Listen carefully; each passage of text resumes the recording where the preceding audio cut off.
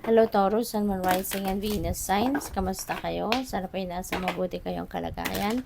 Welcome back po sa Star Tarot. Kung bago kayo rito, welcome din kayo. Thank you for your support. I truly appreciate it. God bless you all, Taurus. Unang mensahe po ninyo, we have Ace of Summer. Napakaganda. Ayan, no?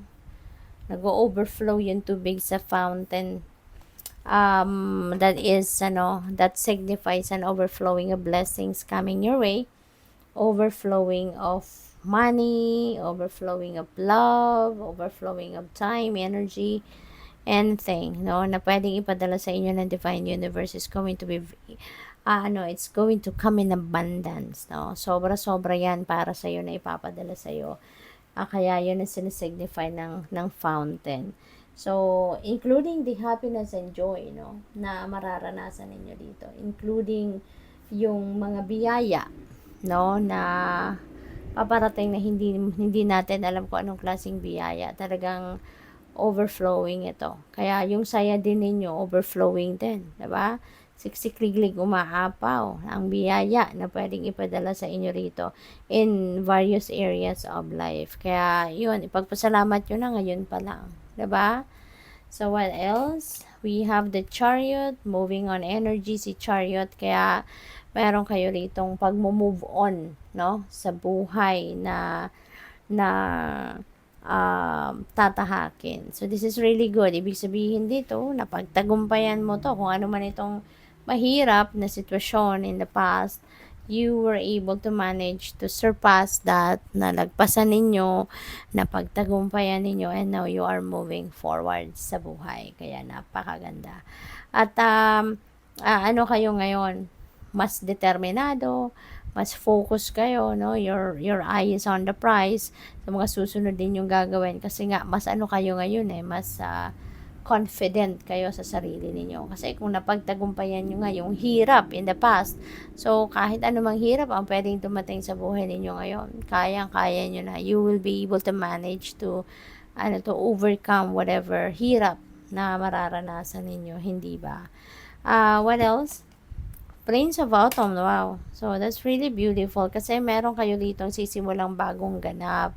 You know, meron ditong bagong opportunity na dadating na pagkakaparahan ninyo, bagong financial endeavor, no, na pwedeng simulan ninyo rito. Pero, ang maganda rito kasi pag-aaralan mong mabuti ito. Kung ano man itong sisimulan ninyo, handang-handa kayo para rito.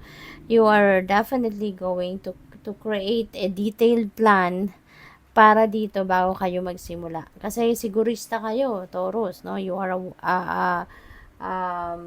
pentacle, no? Pentacle energy, earth sign kayo.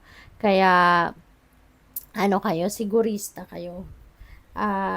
Gusto ninyo na kapag may gagawin kayong may isa sa katuparan kayong plano, as in, detalyado, alam ninyo. Kaya every step of the way, alam ninyo, sigurado kayo sa step na nagagawin ninyo. Kaya napakaganda.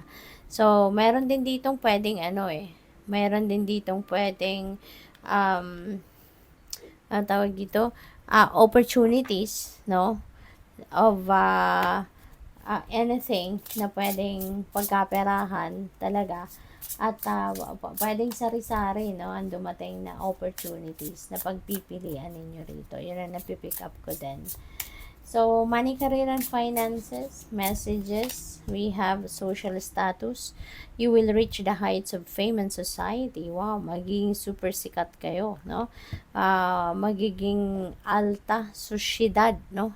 Ang iba sa inyo rito, Taurus. Kaya, this is a great success siguro na makakamit ninyo sa ngayon. Kaya, tataas din yung social status, 'di ba? Kapag mas yumaman, mas dumami yung pera, parang mas tumataas, 'di ba? Ang tingin sa sarili, pati rin yung mga tao sa paligid nila, 'di ba?